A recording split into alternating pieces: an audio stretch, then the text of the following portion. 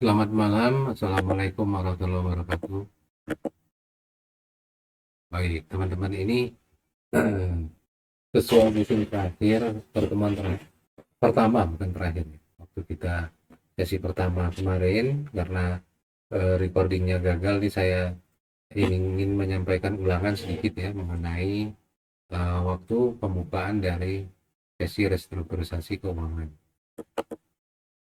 Baik, nah ini teman-teman bisa lihat ya, eh, beberapa perusahaan di dunia yang nilainya paling tinggi ya, ini data tahun 2023 ya, nilainya ya, value-nya tertinggi, antara lain ini ada Apple 2,8 triliun dolar, lalu ada Microsoft gitu ya, dan Saudi Aramco gitu nih. Jadi sekarang perusahaan-perusahaan IT ini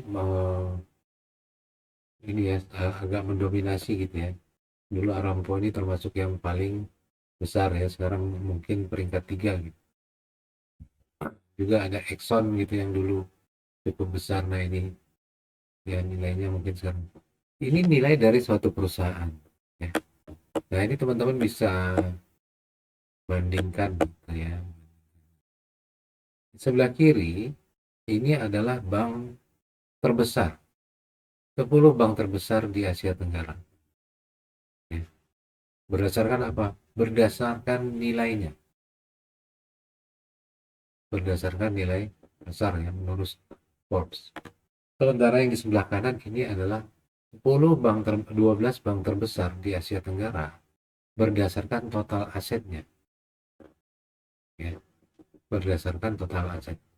Jadi kalau kita lihat misalnya di sini, untuk aset terbesar itu DBS Singapura, tiga terbesar itu ada di Singapura, DBS, OCBC, UOB, Maybank gitu ya. Untuk aset terbesar nanti baru masuk Bank Mandiri, itu ada di peringkat 10 ya, besar 77,1 miliar dolar. Ini data tahun 2012 ya. Ya. Sehingga Mandiri itu nomor, lalu ada BRI gitu ya. Sekarang BRI dia lebih besar asetnya.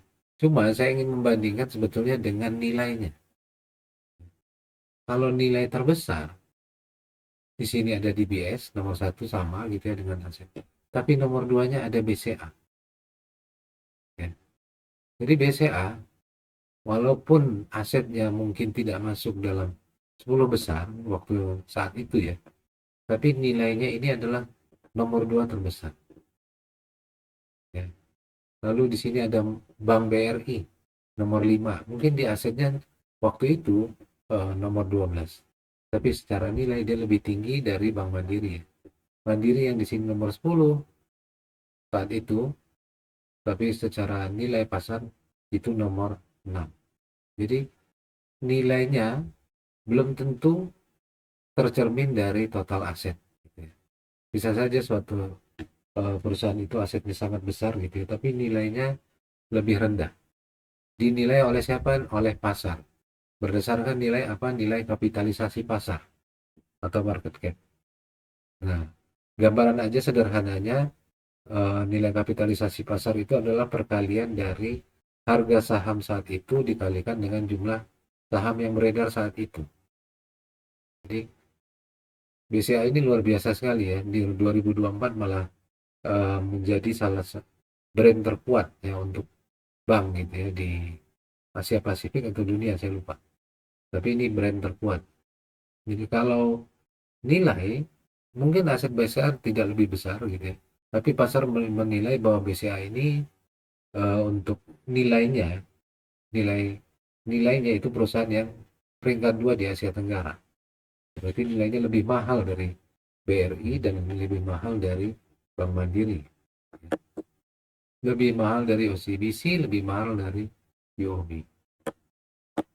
Nah, pertanyaannya berikutnya adalah bagaimana kita menilai? How do we value?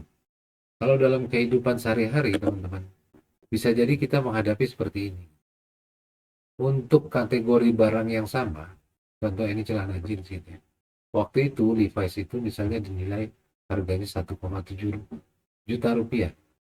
Sementara Wrangler dengan harga 500 ribu rupiah. Jadi bisa jadi value-nya, ya apa namanya, nilainya ini ternyata berbeda gitu ya. Berarti di situ ada value yang diberikan, ya, value yang diberikan. Nah, ini yang akan jadi fokus topik pembahasan kita selama satu semester gitu ya, mengenai di restrukturisasi keuangan adalah bagaimana kita meningkatkan value dari perusahaan. Nah, perusahaan sendiri teman-teman beroperasi itu ada di banyak kepentingan, ya, pada beberapa stakeholder. Ada pemegang saham, ya, dia bertanggung jawab pemegang saham. Ada manajer, ya, manajemen di perusahaan itu, dan ada karyawan di perusahaan itu. Ada kreditor yang pemberi pinjaman, ya, misalnya bank atau perusahaan lain. Ada customer, pelanggan, lalu ada masyarakat sekitar. Nah, pertanyaannya, perusahaan ini kan banyak kepentingan gitu ya, dengan banyak pihak. Lalu untuk siapa dia beroperasi sebetulnya? Nah, pertanyaannya mungkin meningkat lagi, sebenarnya untuk apa tujuan perusahaan? Teman-teman mungkin bisa perkirakan gitu ya. Satu, meningkatkan pangsa pasar.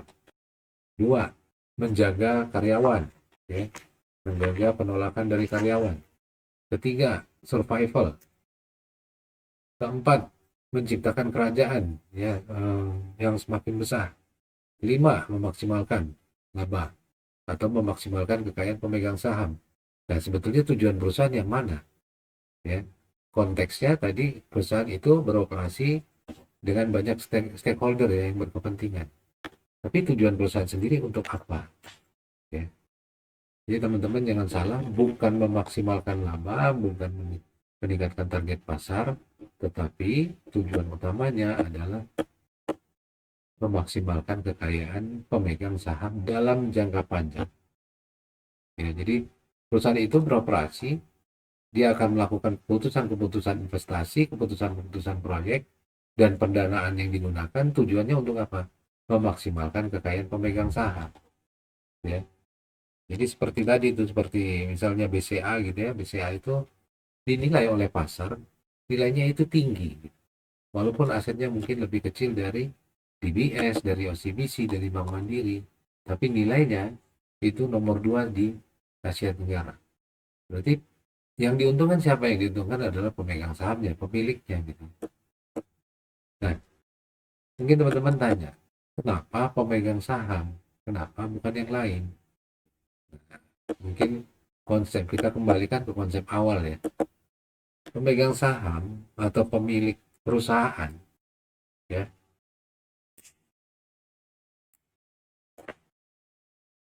mereka menanggung resiko usaha dan mereka yang berhak atas hasil dari usaha.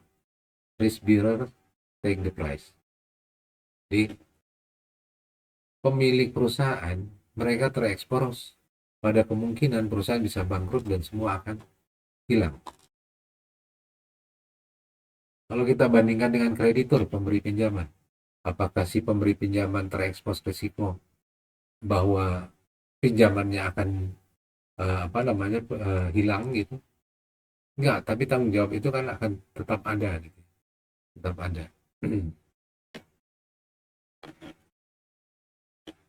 Kedua, alternatif benefit kepada stakeholder yang lain tidak baik untuk jangka panjang. Contoh, ya.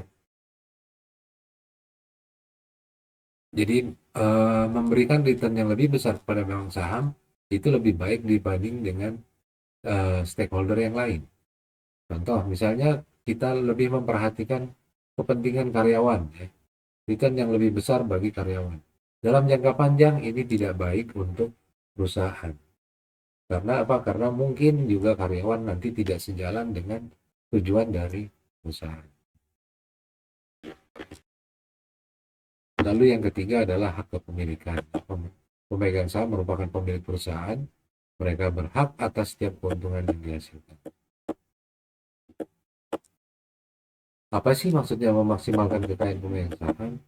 Memaksimalkan kekayaan pemegang saham berarti kita akan memaksimalkan daya beli mereka, memaksimalkan aliran dividen, ya, pembagian laba kepada pemegang saham sepanjang waktu. Itu artinya kita memaksimalkan kekayaan pemegang saham. Lalu dari beberapa poin tadi, selain memaksimalkan kekayaan pemegang saham, berarti apakah itu berarti memaksimalkan laba, gitu ya. Nah, ini adalah konteks yang agak mirip tapi agak berbeda. Nanti teman-teman akan tahu bahwa yang diperhatikan dalam memaksimalkan kekayaan pemegang saham itu adalah cash flow. Mirip dengan laba gitu ya. Kasarnya kan cash flow itu adalah laba operasi ditambah dengan depresiasi. Laba sebelum pajak, sorry. Laba sebelum pajak ditambah dengan depresiasi. Nah, kenapa bukan memaksimalkan laba, tapi memaksimalkan kekayaan pemegang saham? Karena satu, ada masalah akuntansi. Ya, ada masalah akuntansi. Ini bisa membuat penilaian terhadap suatu produk menjadi tidak objektif karena bervariasi. Contoh, ada sebuah baju pakaian yang dibuat dengan harga 500.000. Manajer toko berpendapat bahwa nilainya seharusnya hanya 300.000 karena hanya bisa dijual 300.000. Sementara menurut manajemen, dengan sedikit merubah metode akuntansi bisa dijual 400.000. Nah, ini konteksnya kan berbeda-beda ya. Jadi tidak objektif lagi.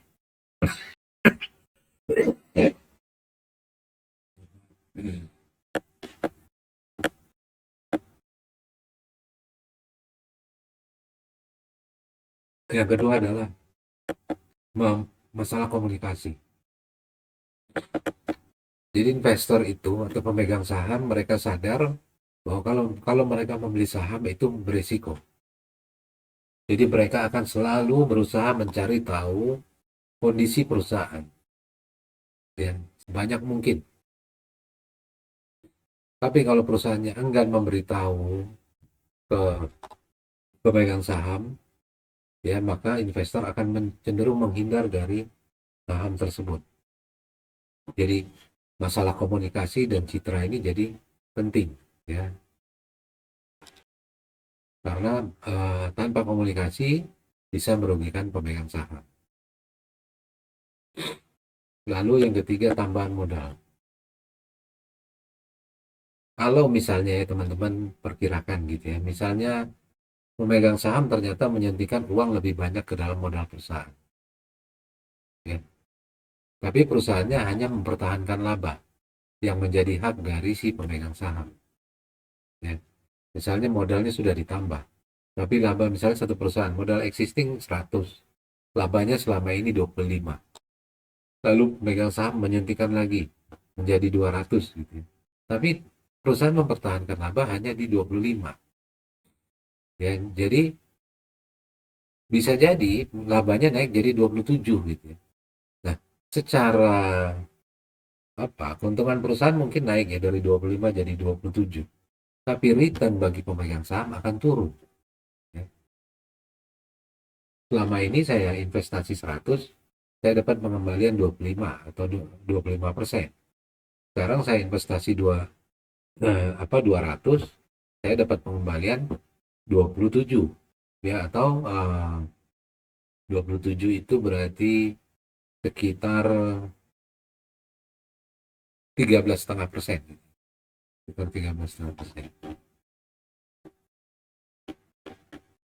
Lebih rendah, selama ini 25%, sekarang menjadi 13,5%. Itu kalau perusahaannya hanya mempertahankan laba. Lalu pertanyaan lagi, kalau ternyata nilai pasar aset perusahaan rendah, sementara laba perusahaan cukup baik, apakah lebih bermanfaat kalau misalnya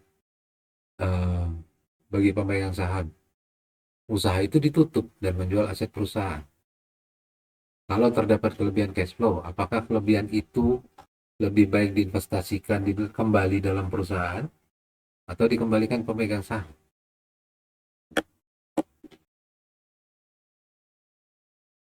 Nah, pertanyaan-pertanyaan ini yang membuat manajemen tidak nyaman.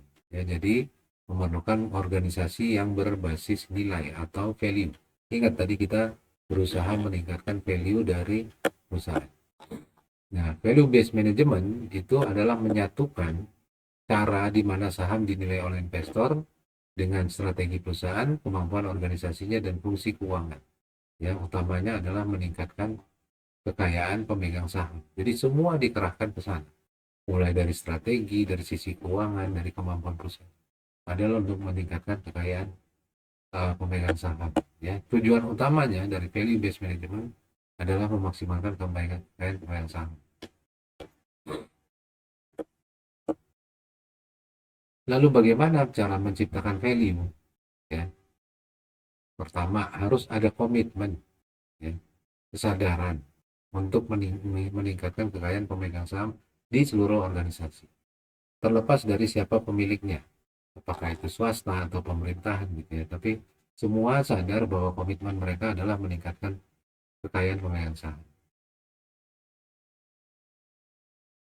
Lalu menerapkan teknik untuk mengukur apakah terdapat penciptaan value di berbagai tingkat organisasi. Lalu memastikan bahwa tiap aspek manajemen telah sesuai dengan tujuan shareholders value.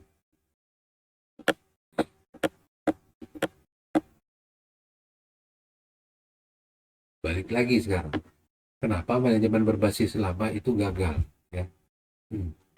Terdapat beberapa alasan. Pertama, angka laporan keuangan bisa terdistorsi dan bisa dimanipulasi. Metode yang berbeda bisa menghasilkan laba yang berbeda. Contoh ini ada dua perusahaan. Dua perusahaan, jadi tahun ke-1, kedua, dan ketiga. Labanya sama-sama 3.000 selama 3 tahun, sama-sama 3.000. Tapi perusahaan A, perusahaan X, dia menggunakan metode penyusutan begini ya, 2.500, 1.875, 1.406 yang semakin menurun beban penyusutan. Sementara perusahaan B itu penyusutannya dibuat merata setiap tahun. Ya, ternyata labanya menjadi berbeda. Walaupun awalnya ini adalah sama-sama di angka 3.000. Jadi bisa terjadi distorsi karena metode. Lalu belum memasukkan semua unsur yang menjadi pertimbangan investasi. Coba ya, ini kita lihat lagi. Perusahaan A dan perusahaan B selama 3 tahun menghasilkan laba yang sama. Ya. 1.000, 1.100, dan 1.210 di tahun ketiga. Ya.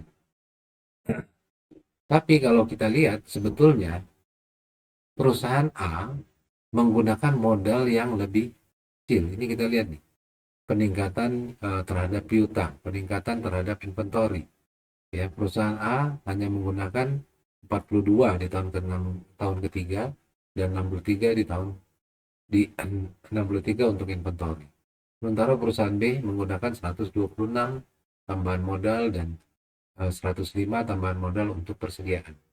Sehingga cash flow-nya akan menjadi berbeda gitu ya. Kalau cash flow perusahaan A ternyata lebih besar dari cash flow perusahaan B. Ya, jadi belum memasukkan semua unsur yang menjadi pertimbangan kelayakan investasi. Makanya waktu kita menghitung nilai value perusahaan, kita akan menggunakan cash flow, bukan laba. Lalu manajemen berbasis laba belum memperhitungkan time value of money, ya, bahwa ada nilai dari uang. Jadi kalau ternyata pertumbuhan labanya itu bisa menurunkan nilai perusahaan bila returnnya atau pengembalian, ya, persentase pengembalian itu ternyata lebih rendah dari yang diminta atau required rate of return. Nanti ini kita bahas. Yang ketiga, belum mempertimbangkan resiko. Ya, belum mempertimbangkan resiko. Misalnya kita lihat ini ya. Sebuah perusahaan memiliki dua pilihan strategi. Apakah strategi S dan strategi T? Strategi S, kemungkinan labanya Ya, ini ada beberapa kemungkinan. Mulai dari minus 100.000, 0, 100.000, 200.000, dan 300.000. Dengan ini probabilitas kemungkinan terjadinya laba. Ini harusnya jumlahnya ini adalah 100%. Ya. Jadi kemungkinan dia rugi 100.000 itu adalah 10%, dan kemungkinan dia untung 300.000 dia 10%. Kalau kita total, ya, seluruh kemungkinan ini adalah 100.000. Sekarang kita lihat di strategi T. Pada strategi T, kemungkinan pendapatannya, ini bukan kita totalnya, kita rata-rata. 300, 200, 500, 600, 500. Ada 5 kemungkinan kita rata-rata 100.000. Ini juga ada 5 kemungkinan mulai dari 80.000, 90.000, 100.000. Kemungkinannya adalah rata-ratanya adalah 100.000. Dengan probabilitas 10%, 15%, 50% kemungkinan labanya 100.000, dan 10% kemungkinan labanya 120.000. Walaupun ya secara rata-rata strategi S dan strategi T menghasilkan perkiraan laba sebesar 100.000, ya, rata-rata laba 100.000, investor lebih cenderung akan menyukai strategi T dibanding strategi S. Kenapa? Karena strategi S ini berfluktuasi dan ada kemungkinan minus gitu ya. Minus 100.000 dan 0. Sementara di sini tidak ada kemungkinan terjadi kerugian. Jadi investor akan lebih menyukai yang lebih tidak berisiko, ya, 100.000. Nah, ini gambarannya. Jadi yang lebih volatile, yang lebih berfluktuasi, biasanya lebih tidak disukai dibanding yang lebih stabil, ya, kemungkinan labanya.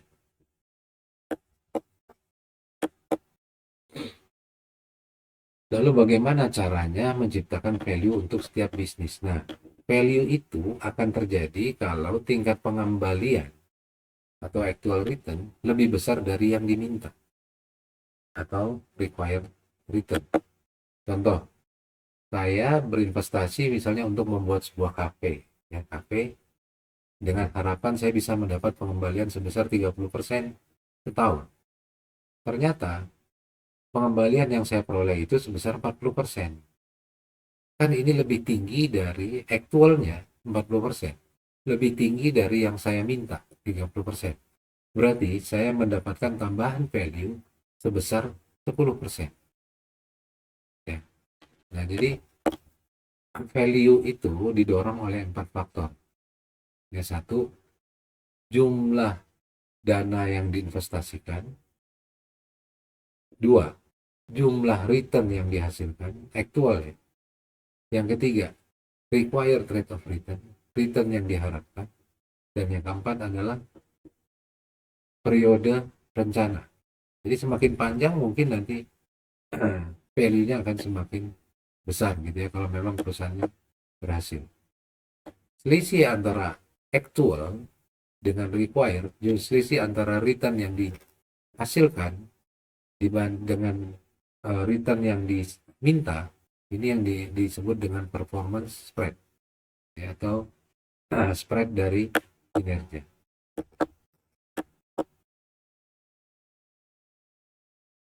Jadi kalau kita dalam nilai analisis nilai dari pemegang saham, biasanya diasumsikan pengembaliannya itu lebih menuju jumlah return yang diharapkan.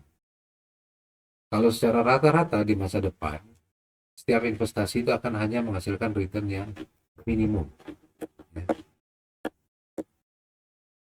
jadi nilai perusahaan itu nantinya adalah present value dari cash flow saat ini selama periode yang direncanakan, ditambah present value dari cash flow setelah periode yang direncanakan. Jadi teman-teman nanti kalau kita menghitung berapa nilai dari perusahaan, kita akan hitung dulu periode yang bisa kita perkirakan cash flow-nya. Taruhlah kita bisa memperkirakan selama 5 tahun ke depan. Nah, ini kita present value kan, lalu kita tambah dengan sesudah tahun kelima. Ya, cash flow sesudah dari tahun kelima. Ini yang akan menjadi nilai dari perusahaan.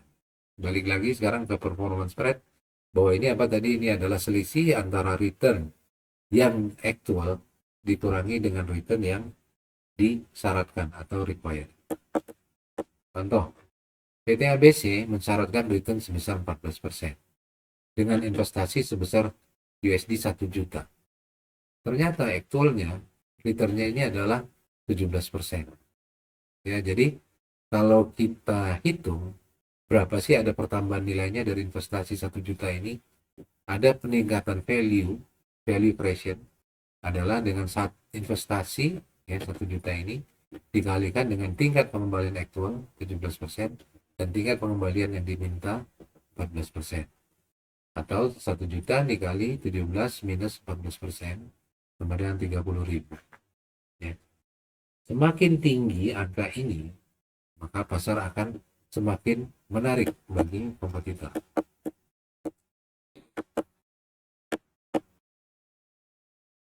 Nah, ini ya bagaimana kita menghitung bisnis menciptakan value.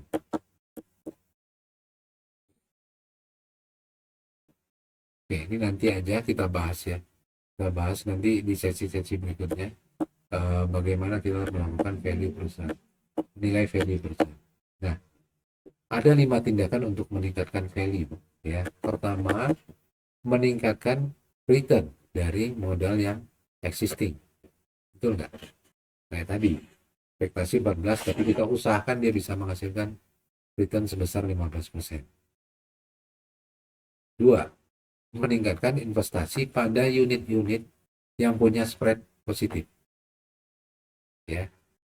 Oh, ini unit ini misalnya kan satu perusahaan gitu ya, FMCG misalnya makanan gitu ya. Divisi es krim ternyata menghasilkan spread yang lebih besar daripada divisi mie gitu ya, daripada mie kemasan. Nah, mungkin kita akan lebih meningkatkan investasi di divisi es krim. 3, mendivestasikan aset dari unit-unit yang negatif spreadnya kepada unit yang lebih produktif. Misalnya tadi, ternyata di divisi ini spreadnya ini negatif. Bisa jadi perusahaan bisa mempertimbangkan mereka akan mengurangi investasi mereka di produksi mie gitu, dan meningkatkan di produksi tadi es krim misalnya. Keempat, memperpanjang planning horizon. Ya, jadi memperpanjang masa yang bisa kita rencanakan. Ya, misalnya gimana ya? Misalnya gini, teman-teman itu biasanya ini berkaitan dengan hak paten, dengan hak kuasa tambang dan lain-lain. Misalnya gini, Apple misalnya mempunyai hak paten untuk terkait dengan OS mereka, gitu. Sistem operasi mereka, handphone Apple punya hak paten dengan sistem operasi mereka, iOS itu gitu. Nah, selama iOS ini masih dimiliki dan iOS ini misalnya menghasilkan value yang lebih bagi customer, sehingga memberikan keuntungan yang value yang lebih besar juga bagi perusahaan. Jadi selama mereka masih menguasai paten dari sistem itu, ya, mereka bisa perpanjang terus, maka mereka bisa tetap menjaga value-nya tetap tinggi. Atau misalnya tambang. Sebuah perusahaan tambang sepanjang mereka masih menguasai hak pengelolaan lahan, pengelolaan tambang, maka mereka masih bisa mendapatkan laba yang tinggi. Yang kelima, menurunkan required rate. Contohnya tadi, saya bikin kafe dengan ekspektasi 40% required return-nya, atau saya turunin. Oke lah, required return-nya hanya 35%, sehingga kalau dapat lebih, value-nya akan terlihat semakin besar. Nah, ini ya nanti kita akan belajar ya mengenai aplikasi prinsip dari nilai ya. Ini berkaitan dengan objektif atau tujuan perusahaan, penerapan strategic business unit, berkaitan juga dengan strategi perusahaan, dan mindset untuk penciptaan value. Termasuk di sini adalah sistem dan prosedur, adanya insentif dan adanya struktur keuangan dan dividen.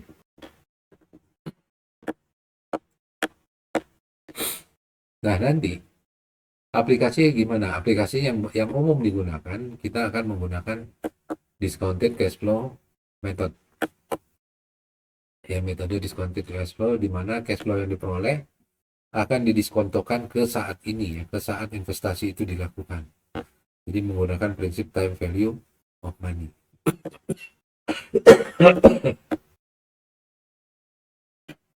Lalu juga di value based management kan tadi disebutkan bahwa kita akan menjadikan unit-unit itu sebagai strategic business unit ya yang berbeda. Jadi nanti akan dilihat ternyata ada unit ya dengan ini, kalau kita lihat ini ada unit A, B dan C ya, yang sebelah sumbu X ini adalah jumlah dari capital yang diinvestasikan ke unit-unit ini, dan sumbu Y ini adalah value creation yang dihasilkan.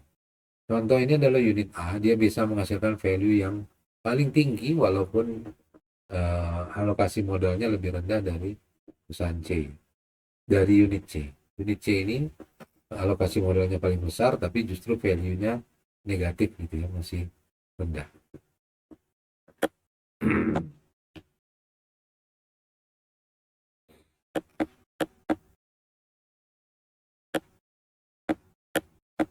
Nah, untuk itu perlu dilakukan analisis strategis. Ini contoh ya, analisis strategis bisa menggunakan BCG, portfolio matrix. Ini teman-teman nanti di marketing belajar nih, di manajemen marketing. Ada dua strategi ya sebetulnya yang dinilai teruji gitu ya, untuk menjaga keunggulan kompetitif. Yang pertama itu adalah keunggulan biaya atau cost leadership. Jadi kalau kita masuk ke satu industri, kita menjadi produsen dengan low cost yang paling baik gitu ya di industrinya. Jadi masuk dengan harga serendah-rendahnya atau melakukan diferensiasi. Jadi diferensiasi maksudnya apa? Jadi perusahaan yang unik produknya ya, sehingga mereka akan memiliki keunggulan ya, keunggulan, dan perusahaan akan dihargai oleh keunikannya. Contoh ini ya, cost leadership ini adalah Air Asia. Ini adalah berturut-turut sebagai perusahaan terbaik di Asia untuk low cost airline ya. Lalu untuk differentiation ini misalnya Apple ya, jadi mereka fokus kepada inovasi sehingga memberikan value bagi penggemar, dan untuk itu mereka bisa mencas dengan harga mahal. Nah, ada pula aktivitas-aktivitas teman-teman yang sebetulnya tidak memberikan value. Satu, pemecahan saham dan pemecahan dan dividen saham. Ini tidak akan mempengaruhi cash flow, mempengaruhi pertumbuhan ataupun resiko. Kedua, metode akuntansi ya, mempengaruhi laporan keuangan tapi tidak berpengaruh kepada cash flow sehingga tidak berpengaruh kepada value. Menciptakan surat berharga baru atas aset-aset tidak menciptakan value, walaupun bisa mempengaruhi persepsi dan harga.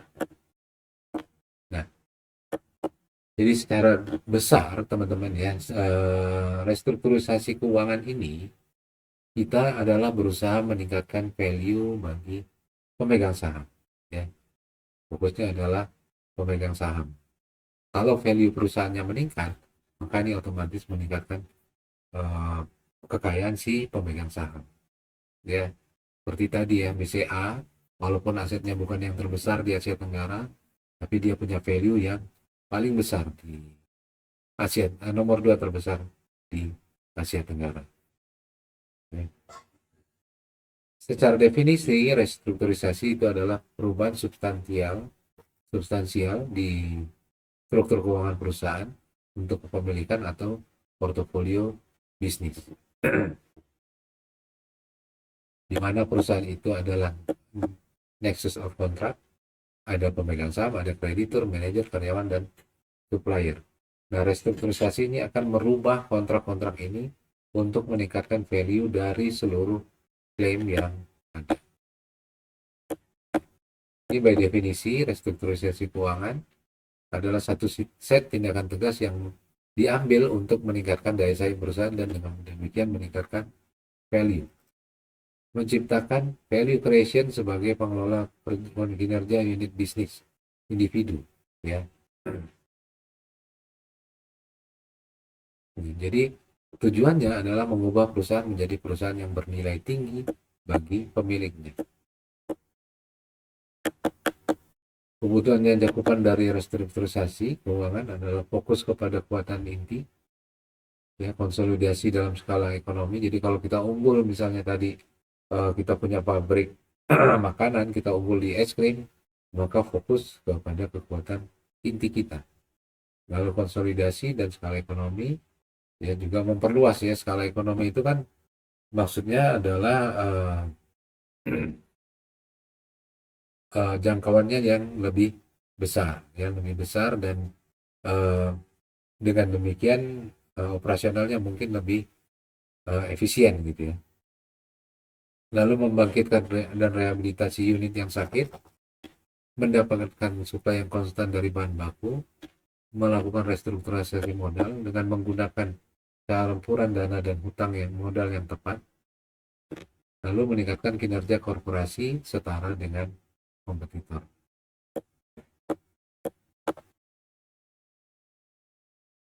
Ya. Restrukturisasi keuangan mencakup perubahan signifikan dalam struktur modal sebuah perusahaan. Termasuk di sini adalah leverage buyout, rekapitalisasi, dan equity swap.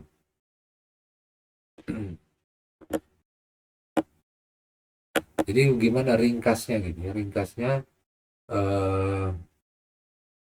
restrukturisasi keuangan bisa menciptakan value.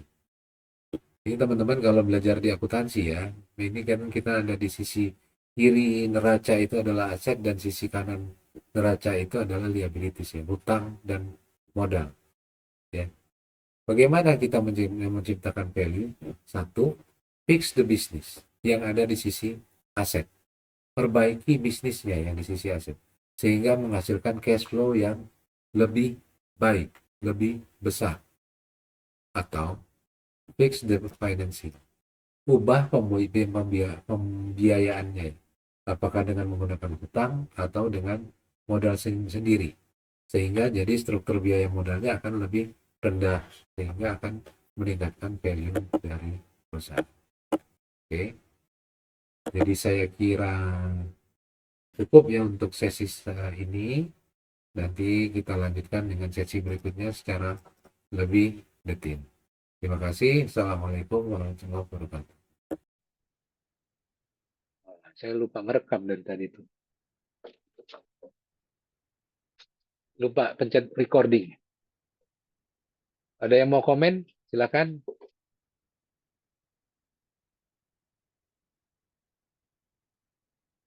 Mas Jimmy, komentar silakan. Ini kan dari akuntansi nih. Iya, kan jadi selama ini kan saya ngiranya kan value itu hanya di sebelah kiri aja kalau kita lihat dari gambar tadi Pak yang terakhir, yang sebelah kiri aset. Nah, Oh, rupanya dari kan sisi aset. ah, rupanya kan kalau mengenai restrukturisasi keuangan ini kan harus mempertimbangkan keduanya, nggak harus yang sebelah kiri. Jadi ya keduanya gitu Pak. Betul, Mana yang lebih betul. lebih menghasilkan nilai bagi Iya. si pemegang saham gitu Pak. Betul. Jadi gini, sebetulnya kalau di keuangan, capital structure itu ya namanya yang sebelah kanan. Jadi antara pilihan antara hutang sama modal sendiri. Itu termasuk salah satu topik yang hardcore-nya di keuangan, gitu ya. Topik hardcore di keuangan. Pilihan menggunakan berapa hutang, berapa modal sendiri. Kita akan cari yang paling efisien. Kita akan cari itu yang paling efisien berapa, ya. Cost-nya begini, ya. Hutang itu ada cost-nya kan, bunga kan. Bunga itu kan jadi biaya, gitu ya. Laba pemegang saham itu juga akan jadi cost. Tadi harapan pemegang saham bisa dapat 14%, itu akan jadi cost yang kita perhitungkan. 14% itulah cost yang harus perusahaan bayar. Sepanjang dia bisa lebih dari 14%, gitu ya, berarti akan memberikan value kepada pemegang saham. Tapi hutang bisa jadi lebih rendah, gitu ya kan. Hutang misalnya cuma 10% cost-nya. Ini kan kita kombinasi dua ini kan. Hutang sama modal sendiri. Pemegang saham harapannya 14, hutang hanya memberikan 10% cost-nya. Jadi bisa jadi kita akan menggunakan lebih banyak hutang atau lebih banyak modal sendiri. Itu pilihan ya supaya nanti cash flow-nya lebih besar gitu. Kalau dari sisi aset tadi sepintas sudah dijelasin. Kita cari aset-aset yang idle ya. Kita harus pilih investasi baru yang mana yang bisa menghasilkan lebih besar dari ekspektasi pemegang saham. Gitu. Yang lebih besar sederhananya dari 14% tadi. Gitu ya. Sepanjang dia lebih besar, kita harus cari. Uh, jadi dua itu sih sebetulnya memang yang dilihat ya kalau di keuangan. Tapi mungkin yang di kiri di tempat Pak Dayan juga mungkin akan belajar gitu ya mengenai manajemen aset. Saya cuma menyinggung nanti mengenai bagaimana kita melakukan pemilihan investasi gitu ya. Karena kan eh, perusahaan itu kalau sudah berjalan biasanya punya apa namanya eh, punya standar baku yang sudah mereka lakukan. Ya misalnya mereka punya inventory sekian persen, punya piutang sekian persen, itu ada di sisi aset. Ya kita akan cari yang paling optimal ya supaya value-nya bertambah.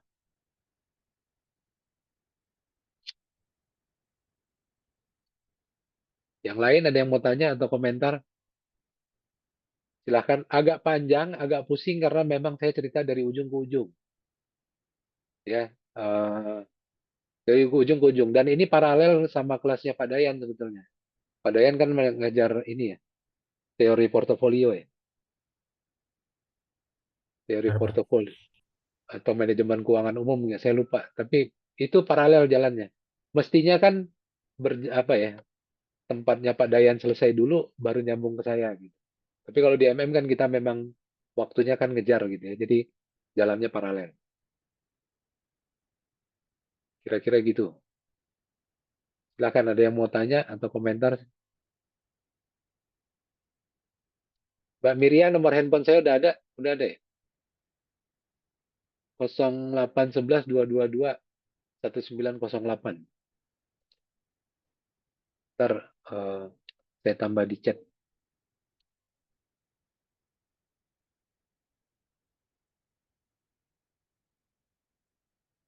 Itu nomor HP saya ntar kita bikin grup WhatsApp, kita komunikasi di situ aja.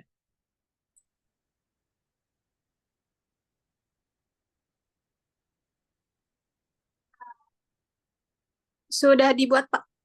Ya. Mas Haris, Mas Wendy ada yang mau ditanya? Ani, Mbak Ani, ada yang mau ditanya? Sementara cukup, Pak. Mas Wendy, kita kalau main saham agak-agak ini, agak-agak apa namanya, agak-agak nyambung tuh sama analisa saham tuh, gitu ya. Jadi ini ya teman-teman, maksud saya coba-cobalah ini ya, belajar juga nyemplung ke saham. Saya bukannya ini, bukannya menganjurkan sesuatu yang jelek gitu ya, bukan menganjurkan sesuatu yang jelek. Karena di saham itu kita pasti akan belajar fundamental satu perusahaan. Mau nggak mau kita akan mempelajari fundamental perusahaan itu. Ya, coba cari di Android ada namanya RTI Bisnis. Sebentar, nama aplikasinya RTI Bisnis. Romeo Tango Indian Business. Cari di Play Store kalau kita pakai Android gitu ya. Install. Di situ ada apa namanya? Bisa buat latihan saham. Ya, ada buat latihan saham. Jadi kita ceritanya kalau di aplikasi itu dimodalin tuh. Dimodalin 100 juta. Ya, dimodalin 100 juta. Bohong-bohongan tapi itu real time dan kita bisa belajar beli saham di situ, ya. Belajar beli saham di situ. Nanti teman-teman akan tahu maksud saya gini. Mau nggak mau, kalau kita sebagai investor, kita akan cari tahu fundamental perusahaan itu, ya. Oh, perusahaan ini ngasilin laba sekian. Oh, perusahaan ini hutangnya sekian.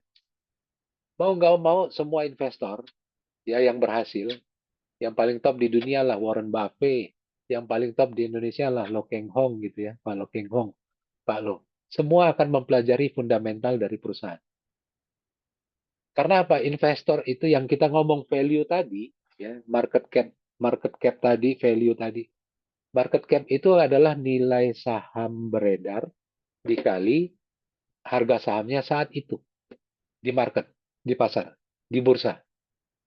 Itulah value dari perusahaan. Jadi kita ngomong di restrukturisasi, kita berusaha meningkatkan value. Value itu akan tercermin nanti di harga saham. Harusnya tercermin di harga saham. Nanti kita bisa tahu, oh saham ini nilainya terlalu rendah. Ya. Kalau kita udah jago tuh, maksud saya, udah jago, kita udah bisa tahu, oh perusahaan ini harga sahamnya terlalu rendah. Saya beli aja. Misalnya, oh harga saham sekarang misalnya BRI gitu ya, BRI misalnya 4.800 per lembar. Sebetulnya value-nya BRI bisa jadi lebih rendah atau lebih tinggi dari itu. Kalau Anda ngerti fundamentalnya, Anda akan bisa bilang, oh mestinya harga saham BRI ini 7.000 selembar. Tapi kondisi sekarang harganya 4.800. Anda boleh masuk, Anda boleh tunggu. Nggak usah panik sama harga saham yang naik turun, tapi Anda tahu fundamentalnya bagus, Anda tahu harganya seharusnya sekian, harga saat ini sekarang sekian, Anda beli investasi. Tunggu, dia akan pasti akan menginjak ke harga fundamental, harga sebenarnya. Pasti dia akan balik ke situ. Di luar kondisi ekonomi fluktuasi ya. Kondisi ekonomi kan bisa naik turun, naik turun. Di bursa saham tuh banyak faktor. Ya, pemain asing sangat menentukan. Tapi dia akan kembali, pasti suatu saat dia akan kembali. Nah, lihat juga periodenya gitu ya. Kayak Goto gitu kan, teman-teman kan banyak juga tuh. Yang udah beli Goto 300 perak gitu kan. Dulu harganya menaik 300 perak. Turun sekarang jadi 50, berbulan-bulan jadi 50 perak. Terus jadi stres. Gitu ya. Saham itu satu, kita tuh mesti tahan uangnya juga bukan uang panas. Bukan uang butuh. Kalau kita tahu fundamentalnya bagus, kita masuk, mau dia turun jadi 50, kita tahan di situ. Kita akan balik, dia akan balik, dan kita akan untung. Gitu. Ini idealnya, saya cerita idealnya. Tunggu, semakin tabah kita sebetulnya semakin kuat. Yang penting kita tahu fundamentalnya perusahaan itu bagus. Jadi kalau kita main saham pasti kita akan mempelajari fundamental perusahaannya itu. Ini ada dua nih pemain saham, hati-hati. Ada yang scalping, scalping itu main harian. Nah, ini yang bahaya. Kalau menurut saya jangan ikutan yang kayak gitu. Ya, scalping itu ngikutin pergerakan harian bahkan jam-jaman gitu. Itu yang bikin sakit kepala. Lebih bagus kita ikut investor-investor yang udah jelas berhasil. Warren Buffett, Pak Lo Keng Hong. Kan mereka, Warren Buffett kan udah ngitung dari dulu. Saya seneng nih sama perusahaan telekomunikasi, dia bilang. Gitu ya. Ini pasti dalam jangka panjang perusahaan ini untung. Dia beli dari umur 18 tahun gitu dia beli. Dan harganya jadi berkali-kali lipat. Ya. Misalnya BCA, lihat aja BCA harga jual pertamanya berapa. Sekarang itu udah 10.000 satu lembar. Ya di Indonesia tuh kalau bank-bank itu ngetop banget lah. Bank-bank itu apalagi BCA ya. BCA tuh pasti di atas 30% naiknya setahun. Hampir pasti. BCA, BRI, Mandiri, hampir 30% setahun. Jadi kita istilahnya diam-diam aja, tenang-tenang aja, bukan uang panas, bukan uang perlu, kita taruh, nanti kita tunggu setahun lagi harganya udah naik. Itu kalau fundamentalnya bagus. Jadi itu kalau kita belajar di corporate restructuring, kita tahu bagaimana melakukan valuasi, kita tahu valuasi sebenarnya, maka kita bisa memperkirakan sebenarnya fundamental perusahaan ini bagus dan sebenarnya kita bisa menghasilkan lebih besar gitu ya. Bisa dapat untung dari situ. Mas Wendy ada komentar? Saham itu bukan spekulasi yang kita cari. Yang kita cari investasi kita di situ. Hani, ada yang mau ditanya?